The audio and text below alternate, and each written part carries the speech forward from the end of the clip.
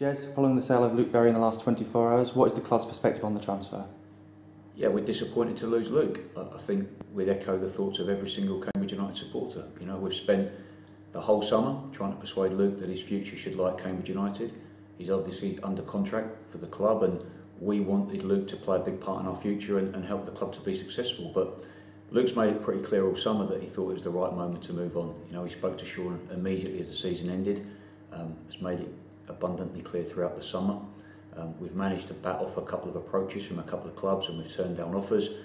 We've offered Luke a new contract. We've done absolutely everything we can to convince him that the right thing for him to do is to stay at Cambridge United.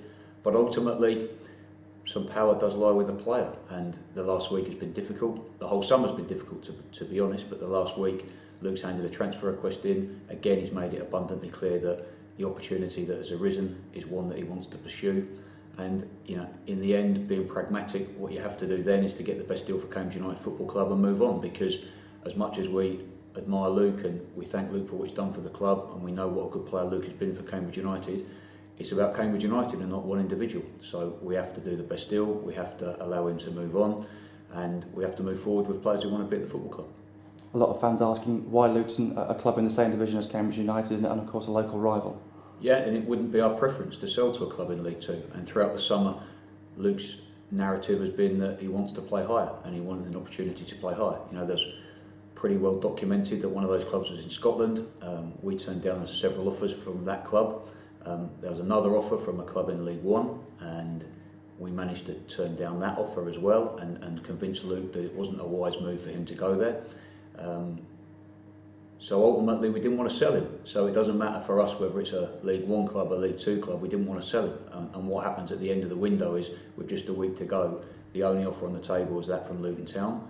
And once the player made it clear by submitting a transfer request and stating explicitly that he wanted to leave the football club, and he wanted to speak to that football club, and he wanted to leave to go to that football club, it puts us in a really difficult position, because, you know, yeah, we can take it to the wire, but the longer it goes and the nearer it goes to the end of the transfer window, the less negotiation we have in terms of trying to increase the financial package.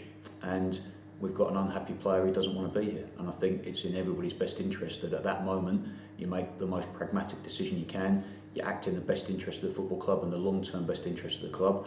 Secure the right package for us. Allow Luke to leave. Thank him for everything that he's done for our football club and over 2 spells. And we move on, and we move on with a group of players that we've got great belief in, and we think that we've got some exciting young players within our squad that can take us forward. Why did we sell Luke to a League Two club when we had offers from higher? Simply that it's the clearest Luke's been that he wanted to leave. It's the first time Luke's submitted a written transfer request. It's the first time he's been adamant that this was the particular opportunity that he wanted to go to. And then we've secured the best package for the club compared to anything else that was offered all summer. So we've ended up with the best financial package, better than the previous offers throughout the summer. And as I said, it's the first time Luke's been absolutely adamant that this was the opportunity he wanted to leave for. You touched upon the financial package and securing the right one for the football club. What is that? Well, it's undisclosed, Tom, so I can't now sit here and give you that, but that's pretty common in football now. You know, it's the business between the two clubs. All I can say is that we've negotiated what we believe is a fair and a good deal for Cambridge United, and we've stuck to our guns in the summer when people have come in with offers that we don't think are right, and we've refused to deal with those clubs, and we've refused offers, and I think we've turned down 5 offers in total, and we've turned down a couple of offers in this instance. But once we get to a point where the player's put in a written transfer request and he's made it abundantly clear that he believes his future lies elsewhere, you get to a point there where, rather than just simply refusing to negotiate with the club, you have to negotiate and get the best offer you can. And we feel we've done that. And look, it's not about money, it's not about what deal we've got for Luke Berry. We wanted to keep Luke Berry at the football club. But as I said, Luke Berry needs to want to be at the football club as well. So once that changes and he feels that, you know, it's time for him to move on to pastures new and it's time for him to have a challenge at a different club, then, as I said, we have to do the right thing for us, get the right deal, which we feel we've done, and now we can move on. A lot of discussion amongst the fans about the sale of the club's 2 best players over the summer and perhaps a lack of ambition in this league. What's the club's response to that? Okay, well, look, subjective, first of all, best players, you know, different positions. But I think, obviously, we've got 2 very talented young players there in Will Norris and not so young now, 25-year-old Luke Berry, that we didn't want to lose. In Luke situation, we've talked about it. In Will's situation, it's the right thing for him and it was the right thing for the club. And I think we have to understand where we are as a football club. We're a League Two club. We invest in young talent either through our academy with the likes of Harry Darling and Leon Davies coming through, or by us going into the transfer market and paying fees for players to bring them to the club. And we've done that even again this summer with Adi Aziz. So we have to also be realistic that we are going to sell players at the right moment. This wasn't one of those situations in Luke Berry. It was one of those situations with Will Norris, and it will continue to be from time to time in the future. But our job is to reinvest that money wisely. Our job is to make sure the club always comes out of that situation stronger, and it's to make sure that we have a squad that is really competitive and can challenge for promotion, because that is our ambition, to be promoted out of League Two. You know, we're coming into our 4th season back in the league after a decade out of the league, and it's a really different animal that we return to than when we left.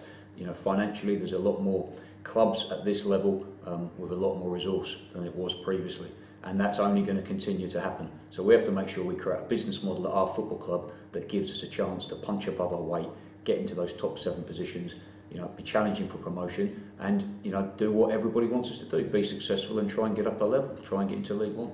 Given that there are now 6 days left of the transfer window, what are the plans to replace Luke Berry?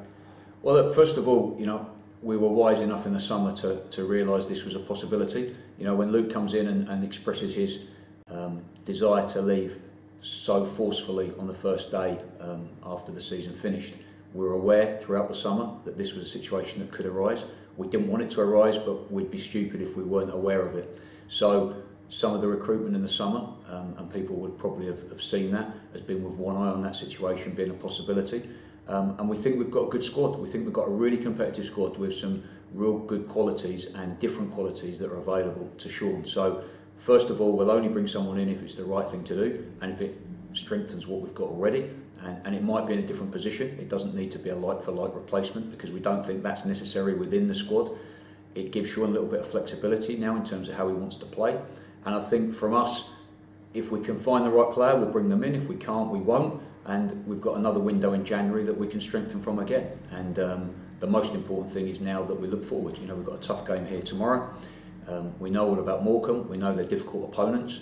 And we really, more than any time ever before, perhaps, certainly this season, we need the crowd really behind us from the first whistle, because those 11 players that walk on the pitch tomorrow have got huge ambition for the football club and a real desire to take the club forward. And the best way we can do that is on the pitch tomorrow with a win. And, you know, we can stop talking about the periphery of transfers and the transfer window and try and, you know, move on and have a successful season, which we believe we can.